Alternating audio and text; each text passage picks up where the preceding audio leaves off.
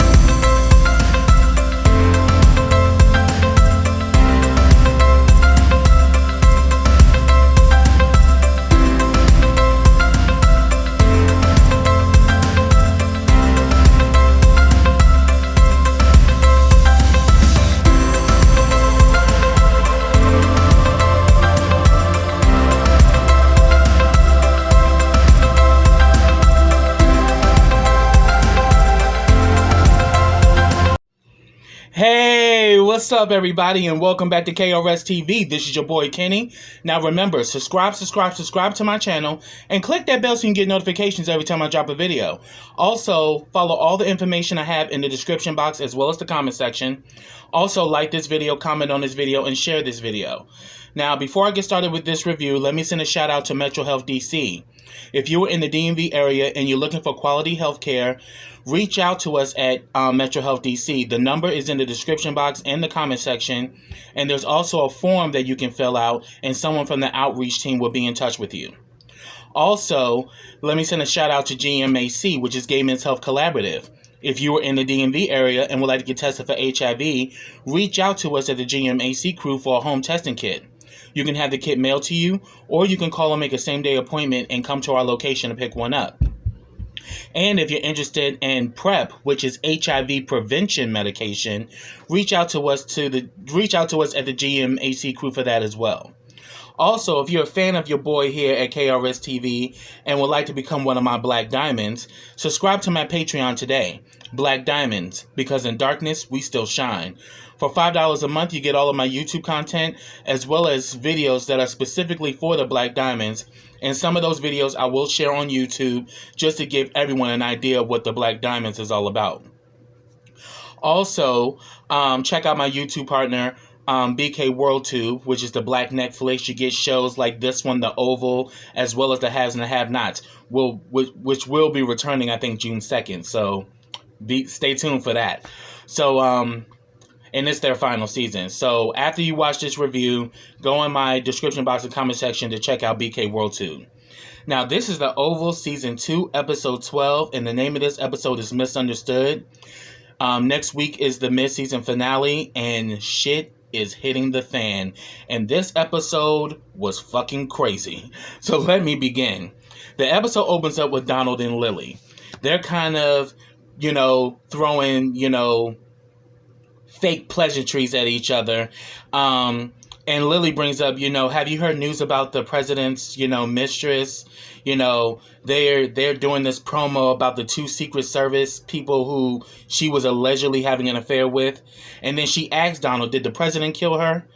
And then all of a sudden Donald starts getting defensive and shit. It was like, what is up with this line of questioning? And she's like, look, I came back for you. I want to know how deep this whole thing goes. And he let her know, as long as you're on my side, you have nothing to worry about. Low-key threatening her ass. And then all of a sudden he's like, ooh, you look good today. You smell like heaven. Good woman. And as soon as he left, she was like, you fucking liar. Like she is not here for Donald's shit. But boo-boo. You need to take this shit seriously that, Donald is fucking lethal. That is one lethal ass queen, and he will have you taken out because, Cal is his little slut puppy and also his, personal assassin. So then she gets on the phone and talks to Bobby. And she talks about the whole expose that they're doing on the news, and then she had told Bobby that she asked Donald about it, and he was like, are you crazy? Like, like, you got to be careful with this shit. Like, if he's spooked, you can be in danger. And I'm like, Bobby's right. You know, she really thinks Donald's soft, which he is. But at the end of the day, Donald is fucking evil. So, you know, that was the right warning to give her ass. Like, you need to slow the fuck down. But then she was like, I want to see you. And he was like, well, I know you're being followed, so I can come there. And she says that your coverage guys are lame. And she's like, you actually can get through here without being seen? He was like, I'm Bobby, baby. So you can definitely tell Lily want Bobby to come over to scratch that itch. Ooh, she itching and she wants him to scratch it, baby. So Bobby on his way with no problem. And then when Bobby hangs up the phone, Max comes out and he's like, do you really think that's a good idea? And then Max is still on edge about the Rakadushis that appeared the night before. And he was like, dude, I'm trying to tell you we good. Don't nobody know that we're here. You know, and, you know, you need to chill. And Max ain't here for it. Max is so high strung and so ready to just annihilate some shit. He's like, you know what? I can't do this shit with your ass. Like, do you even trust these women, that these women are actually going to do what they're supposed to do? Like, and he's like, yeah, I trust them. He's like, see, that's your problem. You trust them. I don't know shit, so I don't trust nobody. So he's about to walk away, and Bobby's like, Max, please stay. I can't do this without you. So he says, first of all, we don't have enough weapons, and you need to tell me everything. That damn Bobby took him into that cabin, removed that carpet, and under the floorboard was a bag full of high artillery. And he's like, you had this the whole time? And he was like, Bobby's like, yep, the whole time. He's like, you're an asshole. I'm like, you didn't want to trust Bobby. Like, hello, it's because of Bobby that you're alive. Him and Diane got you out that hospital because sure enough, Cal was on his way to finish the damn job. So it's because of Bobby and because of Diane that you still breathing, Max. So you need to have some humble pie and calm the fuck down. Then we get a scene where Priscilla and Diane are talking to each other over the phone. They're doing a check-in, but they're not really saying what they need to say because they know they're on the phone and they're probably being tapped, so they can't really talk over the phone. But Priscilla lets her know that she's taking a day off, and immediately this rings alarms to Diane because she's like, you never take a day off. What the fuck is going on? And she invites Diane over. So then also we get a scene with Officer Jake and Sam. Officer Jake, you know, lets Sam know that he sent the 911 calls. But once Sam got the file, there was nothing on him. So he pretty much tells Officer Jake he needs to secure that server. But I'm like, you could be putting Officer Jake in danger because we know this whole thing is a setup. And we don't know that there are powerful people within the ranks that are controlling that whole narrative. So, but he tells Officer Jake, you need to secure the server. And after he gets off the phone with Officer Jake, Priscilla comes down, and you can tell that damn tension between them is increasing. Because here it is that you really think that I went off about that bitch if something wasn't going on? So, what's going on? And then she was like, you know what, Sam, just get the hell out of here. Just go to work. Just go. Getting on my nerves with all this bullshit. And I'm like, see, Priscilla, the issue is that you're not satisfying your man. The issue is that he is literally walking around with a hard eggplant and you ain't taking care of that. And here it is, yeah. You know, Victoria is throwing herself at your husband. What? And the thing is, he's telling you he hasn't done anything, but then again, we can definitely tell Sam is intrigued with her ass because she's throwing it at him. See, Priscilla needs to learn a lesson. What you won't do, another bitch will. Because all you're doing is giving all this attitude, all this anger, and all this extra shit. And you're practically pushing him to Victoria. And shit goes down with that. So let me get to that. Then we go to the Halston residence with Barry, Nancy, and Richard. Barry and Nancy are at the table eating breakfast. Richard is still giving Nancy the silent treatment. And pretty much, because she's like, I made you breakfast. What time you want me to be by? What time do you plan on meeting them to bring the money? Talking about the Rakadushis. And then he's like, you not gonna answer mommy? He's like, what time? And he's pretty much trying to tell his mom, like, Mom, why don't you just tell him who the dad is so y'all can end this? But Nancy still ain't saying shit. So, and he was like, but then Richard was like, it's okay. She don't need to say nothing. I figured it out. And then he says, so what time do you plan on meeting them? He says about 9 o'clock. He says, fine, I'm going with you. He's like, but Dad, I don't need you to go with me. The hell you don't, Barry. Did you see them damn Rakadushis, how they was in deep on your ass? They could have bodied the fuck out of you and nobody would have known where the fuck you was at. So here it is, Barry, with that tough boy persona that he be trying to play. I don't need you to go with me. He's like, the hell you don't. I will be home in time so we can go together. So Richard leaves, completely just dismisses Nancy because he ain't for Nancy and her bullshit.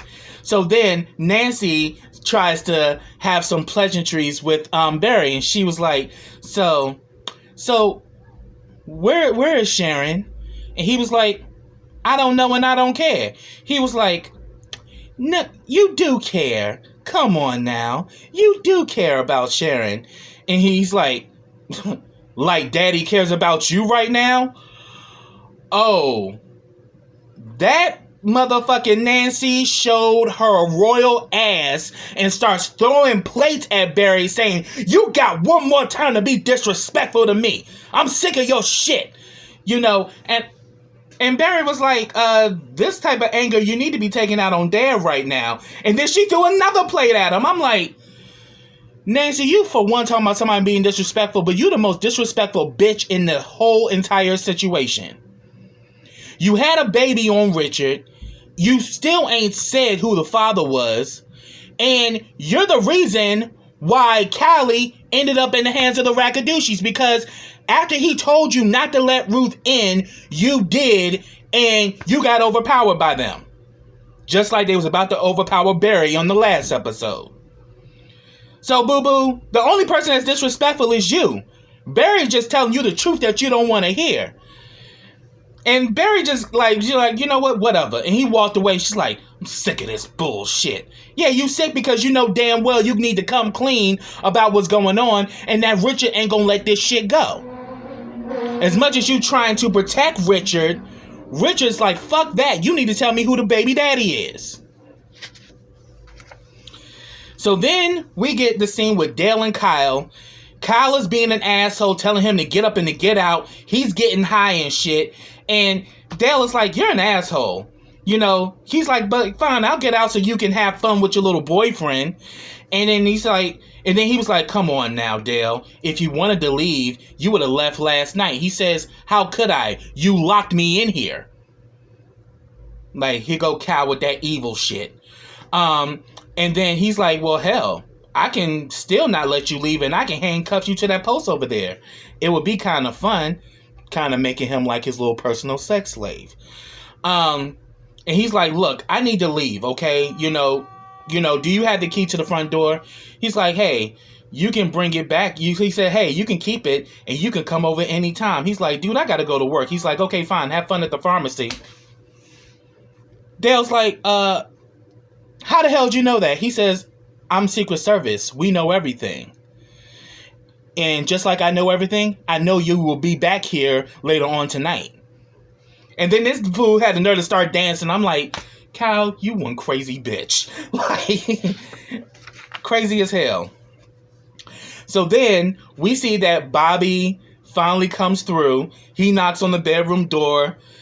And then he places this device because that damn Lily is craving for that Bobby meat, honey. She is craving for that vitamin B. And she's ready to jump on him. He's like, whoa, whoa, whoa, whoa. He pulls out this device and he says, put it on the bed. And then it beeps. And she's like, what is that? She says, that's a device to see if the place is bugged. And she was like, but Donald doesn't even like these kind of devices in the house or whatever. Do you think he would go that far? She was like, shoot, they're known to do everything. So we got to make sure. And he tells her that you need to check this daily. You know, because when Kyle was there, Kyle shut all the phone lines down. And even their phones got scrambled when they were sitting outside. Next thing you know, Miss Lily takes off that dress, strips down to her bra and panties, and let's say baby was snatched. Lily immediately goes over there and was like, come on, Bobby. And he's like, I'm not trying to do that right now. She's like, come on. You know you can't resist. She literally starts pushing up on him. Next thing you know, he takes off his clothes and they up in the marital bed, and she is getting the ride of her life. She's riding that thing like a motorbike. Hey. So that's where we saw them, but then we see them later on. I can't wait to talk about that shit, y'all. So let's keep it moving. So then we see Victoria with her aide, and Victoria is one hateful ass bitch, because she pretty much saying that she's gonna, they're doing like this social media thing, you know, due to the fact that her mother just died. And she says, and she comes out there, well, maybe I should do something with kids. And she was like, yeah, we should go to the Harriet Tubman School. She's like, Harriet Tubman School? Isn't that the ghetto? But she says, yes, it's in an urban area, but it would be great to actually see that you're respected by, people of color. And she's like, I don't care about that. Badass kids. This is a prime example of self-hatred. Because remember, she grew up in a family where she was the dark-skinned child, and she wasn't as loved and accepted as her brothers and sisters. So this is a proof that she hates being black, and she hates her black skin. And then this damn bitch goes on, it's like, please, I wouldn't want to be around those kids having they rats and roaches on my good shit. I was like, oh, you evil bitch. Like, the shit that comes out of Victoria's mouth to the point doesn't even surprise me. But just the fact that she has the gall to say this shit. Like, but then, her aide is saying that, look, with the inner city kids, it would be great for them to see a black first lady. It will lift them up. And she says that Michelle already did that, and she actually likes them. Take me to a private school. And then she says, well, what statement do you want to... And I was just like, oh, this bitch is so fucking ridiculous. And then she asks, the aide asks her, like, so what statement do you want to make in regards to your mother? She says, well, just say this. Say that I am grieving in private, and you can make up some other bullshit to go along with that, because she hated her mother, so she doesn't give a fuck. And then finally, Hunter walks in. Hunter is literally fucked up. He's probably done had some more coke or had some gummies, because he looks like he is got to the point where he just don't give a fuck. And he pretty much says that, we have to meet with Dr. Meadows today. I was like, oh yeah, but for that damn serial killer. And he was like, you mean our son? She was like, same difference. And she's like, are you high? And he was like, yeah, I'm so high. And leave your broom outside of the Oval. And then, she was like, you fucking idiot. Because, the two of them, their cancer back and forth just never ends. So finally we see Priscilla and Diane meet up with each other. And Diane is like, this must be bad. You taking off of work. And pretty much, Diane brought a bottle of wine. And she's like, but it's early in the morning. She's like, girl, I need this. So they go in. She pours some cups of coffee, and we see that Sam calls Priscilla. Priscilla decides not to answer the phone. I'm like, see, it's that shit right there that's going to push Sam over there to Victoria, because you're being neglectful, you're being mean as shit, and you just don't want to hear nothing Sam has to say. And immediately Diane picks up something ain't right because she knows them. And of course, that damn Priscilla is being dismissive. She's not telling the truth. But then she was like, so she pretty much says that, well, it's not about me. It's about you, Diane. So what's going on? And she mentions the president, and she's like, and the first lady. And Diane was like, and then like Priscilla was like, bitch. And she was like, yeah, class A. Okay. And she's still trying to probe, Priscilla, like, something's going on because knowing the person you are, you never take off work. She's just like, has she said something or done something to you? She's like, oh no, just not the usual disrespect and all that kind of shit. And she's like, yeah, and you've been dealing with that shit before she even came there. So what's really popping? And Priscilla just gets all defensive because she's just so in her feelings. She can't even really speak what the real truth is. So she pretty much hands Priscilla this manila folder full of documents. Well, pretty much like she pretty much gives her this big envelope full of documents. It's not a manila folder, my bad. And she pretty much says that she lets her know that she has a meeting with Donald, and Priscilla lets her know to be careful. But she says that if anything happens to me, make sure Sam gets this. Sam is a good man. Like she's trying to tell you, Priscilla, you got a good man. So all this damn disrespect and all this bullshit you giving him is only gonna make shit worse for you, honey.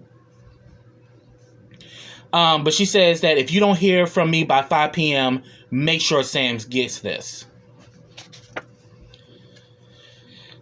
Then we get a scene with Alan and Jason. Jason is still on his shit trying to get Alan to kill his parents. He's like, I can tell you had a rough night, Alan, and obviously busy because you didn't answer your phone. Like, yeah, because he don't want to talk to your crazy ass.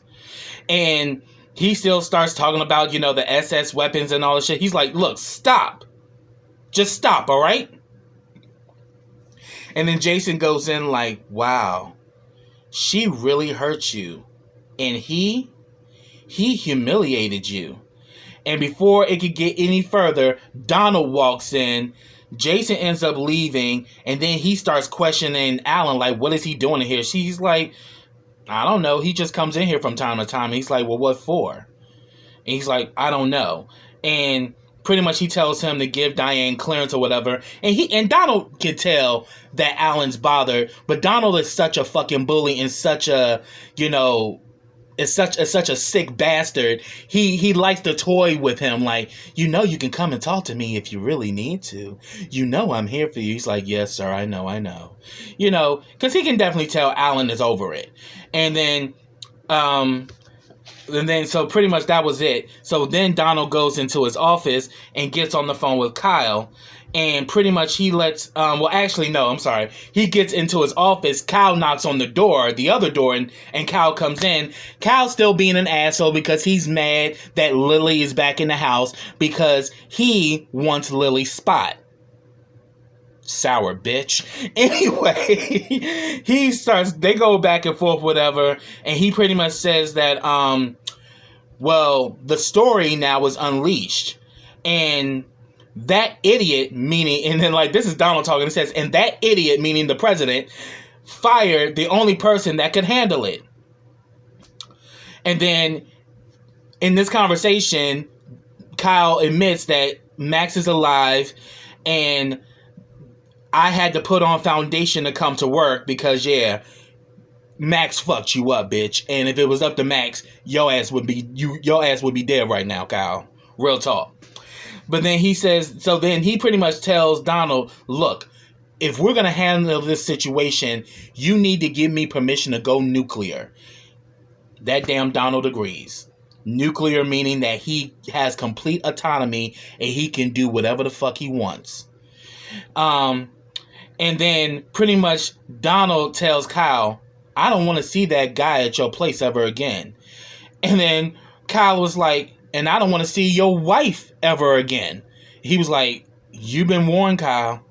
I'm like, all right, you keep on fucking with Donald, bitch.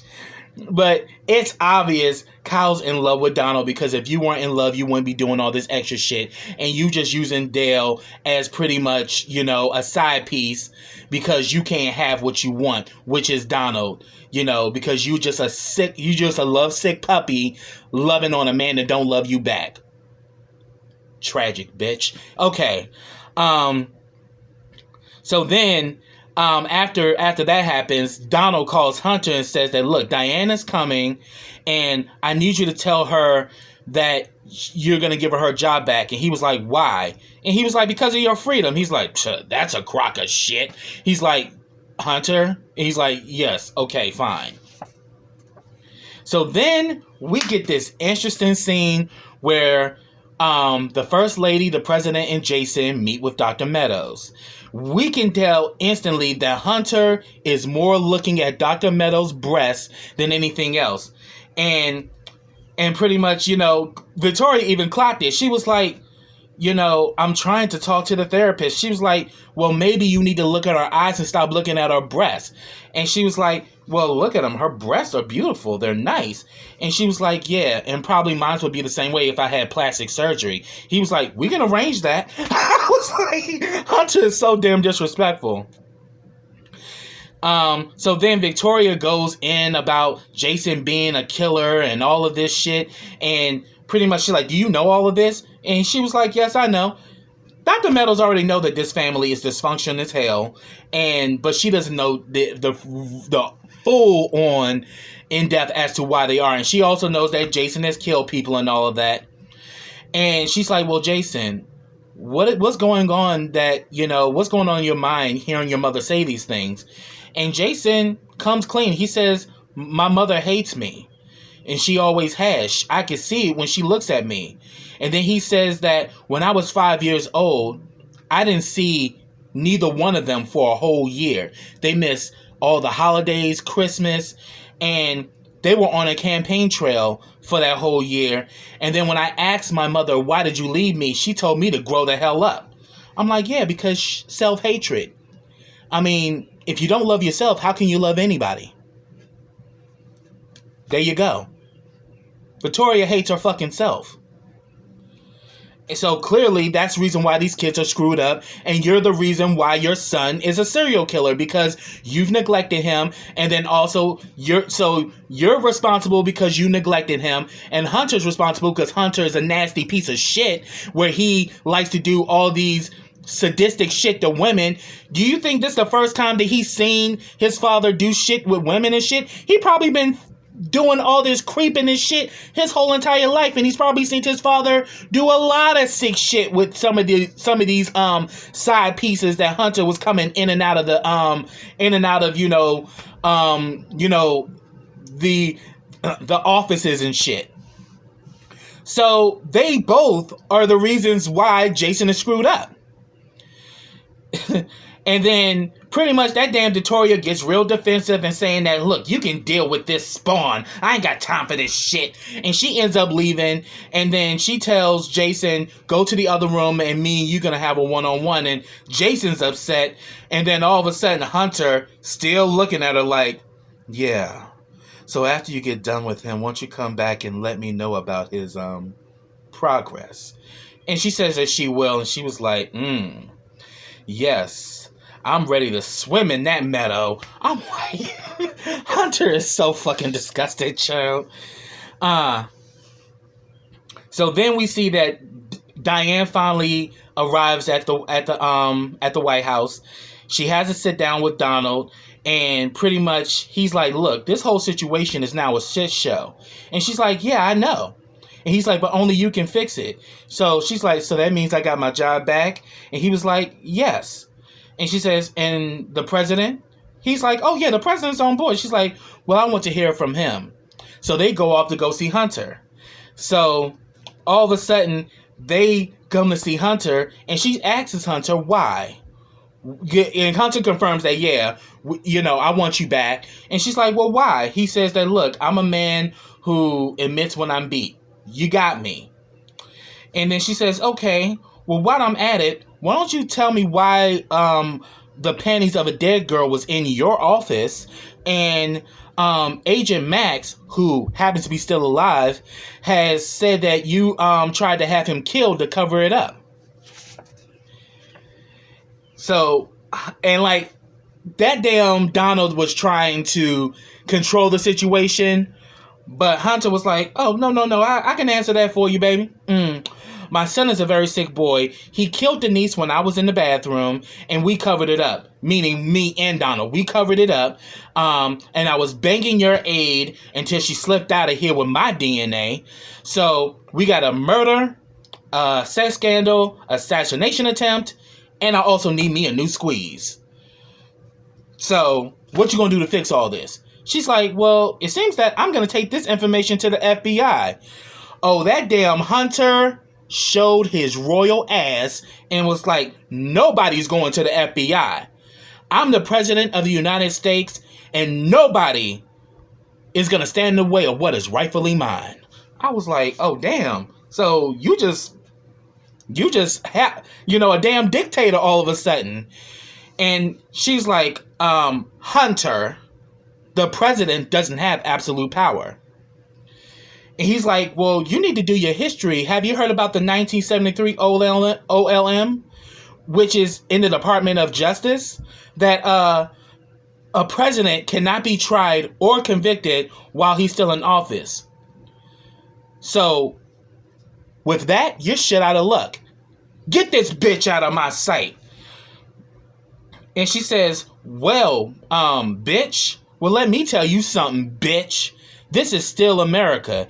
He's like, yeah, only if you're still breathing.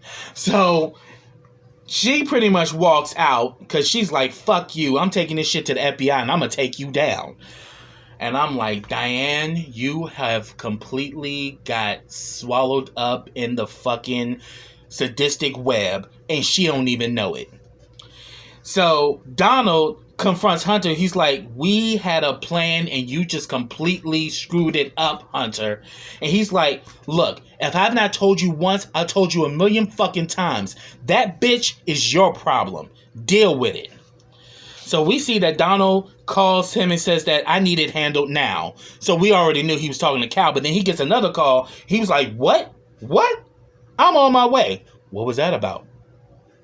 Diane gets on the damn elevator and shit, was pretty much walking, and then we see Cal's old ass with them black gloves on, so he's about to take somebody out. She goes to the elevator, he stands there, he gets on the elevator with her, she tries to run, and he literally injects her with something, and the elevator door shuts. So I'm like, it seemed to me that Diane's done, y'all. I mean, from the clips of the mid-season finale, we're going to see her, but from the looks of it, yeah, Kyle is about to fuck her up. So then we see that Richard runs into Frida. He tried to apologize for what happened and all of that, and that he was just trying to have a good time, but Frida is over this shit. And then all of a sudden, we see Sam walks in, and he's like, I'll talk to you later, Frida. She's like, bye, Richard. She's over it. So then, we see Richard and Sam start talking. And he's like, did you know that Picky was Nancy's son? Yeah, we both were in Iraq. She got pregnant and she didn't tell me. You went home for a month to your father's funeral. Did you see her with anyone? He was like, well, no. Yeah, he's funny because the letters changed when you came home. And I'm like, oh shit, you think Sam is the father of Picky and that him and Nancy did a little something?